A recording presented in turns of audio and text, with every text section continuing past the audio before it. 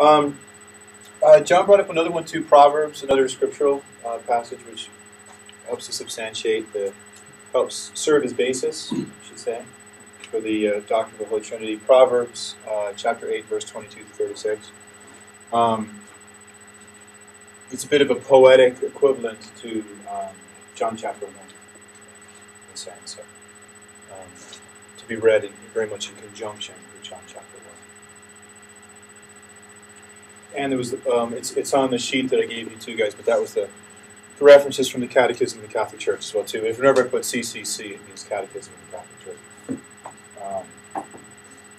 So those are the formal catechisms, summation of pretty much everything that we were just talking about, the theological reasoning. Okay, now, the second half, we're going to hopefully ease up on the intellectual rigor a little bit, the academic quality of what we're talking about. Now, again, as we said in the very beginning, at the end of the day, words are inadequate. Formal explanations are never going to completely capture what the Holy Trinity is.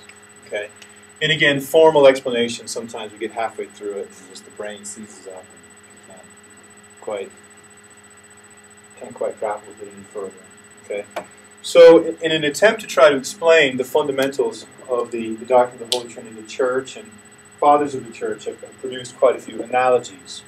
And also we have quite a bit of art or images, popular images that try to help represent this mystery of one God and three persons.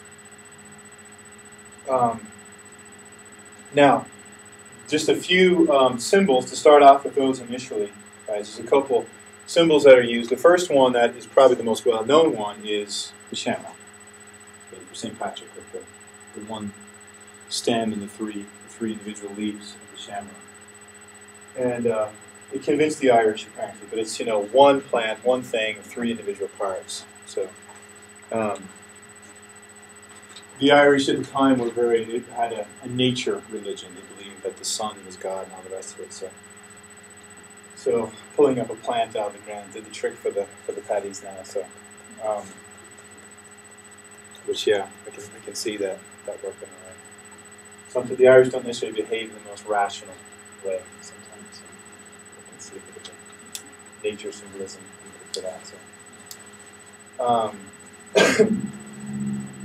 Now, another one as well too, and there's a whole bunch of these, and I'm going to attempt to draw one, but there's a lot of symbols that are used as well too. I think a lot of them we associate sort of with Celtic, Irish or Scottish, art or the old high crosses and whatnot. One of them, but all of these symbols, all of the artistic representations try to capture this idea of three parts, three persons, three things perfectly unified with each other, okay, into one entity. And this is the one that I know. This is the one I'm most familiar with. I remember I tried to draw this 2 years ago, and we had a woman in the class who was actually made icons. What do we call them? Iconographer. So I think I got about 2 seconds of the drawing, and she just giggled. So just giggled. It's embarrassing.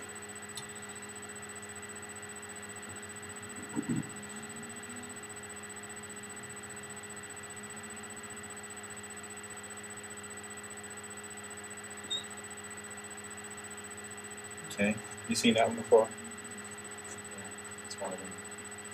Not very good job, is it? Put a stem on it, you got the sham. Exactly. So again, it's three parts, but it's a continuous line. The line flows continuously. The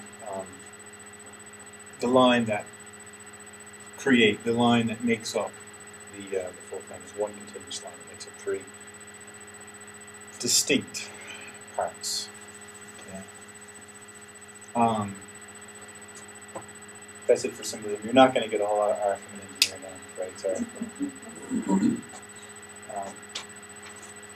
Now. Well, you can do one more. Sure you can. Equilateral triangle. Yeah, that's true.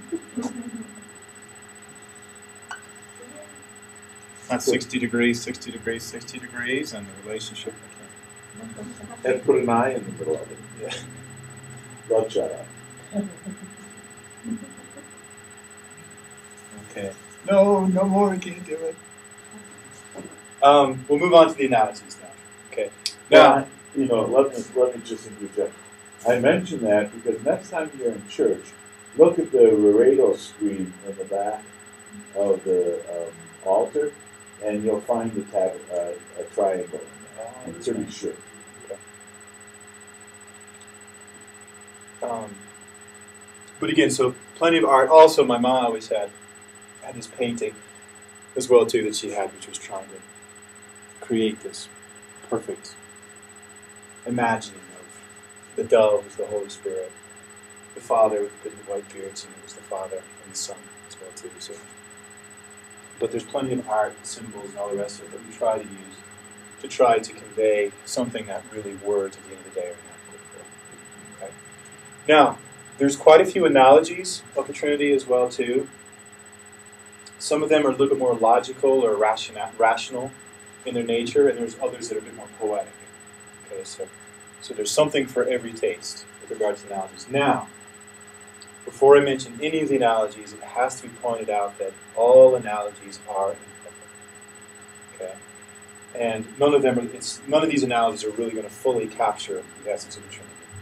Okay, and again, some of the analogies, they only go to a certain point, and they may end up being slightly heretical in some degree.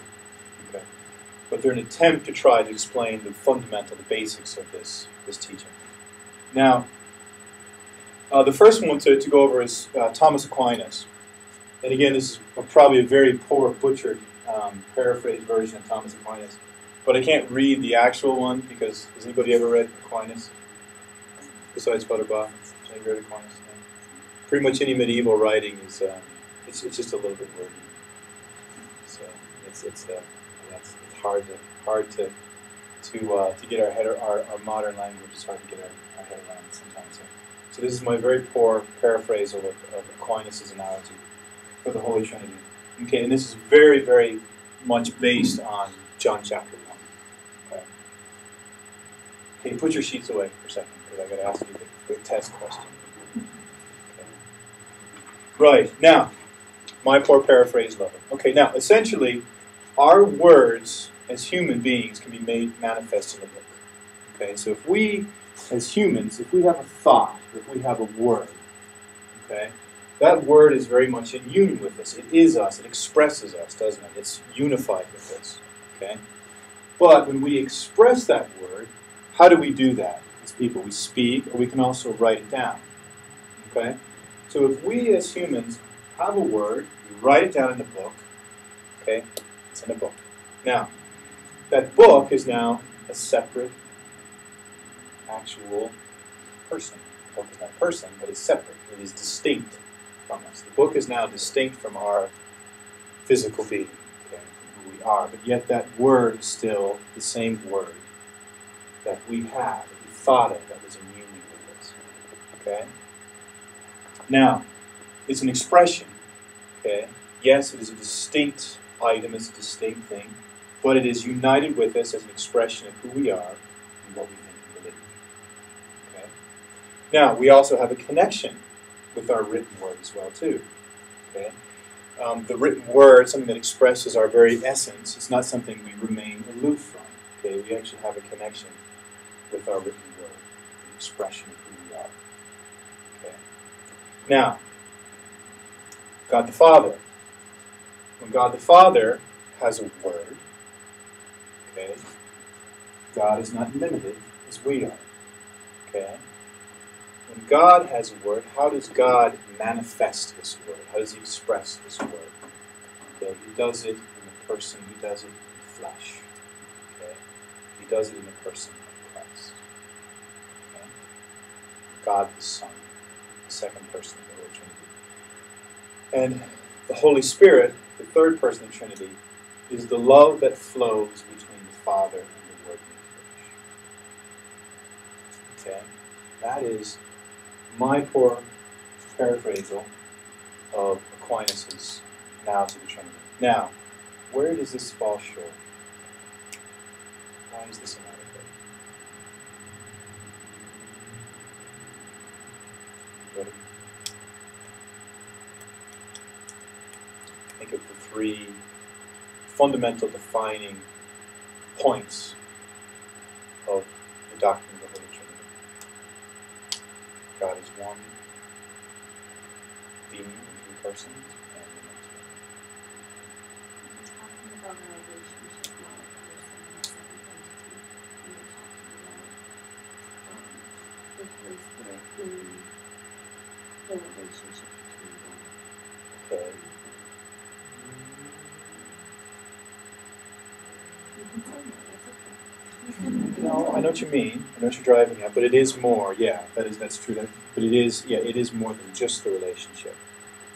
And again, the love that flows between it, again, because God is who He is, it actually is a person. It flows between. Yeah, but that is true. Our affection for our word is really just emotion. It's not a distinct person. So yeah, true. That's not going to have one. It's excellent. Anybody else?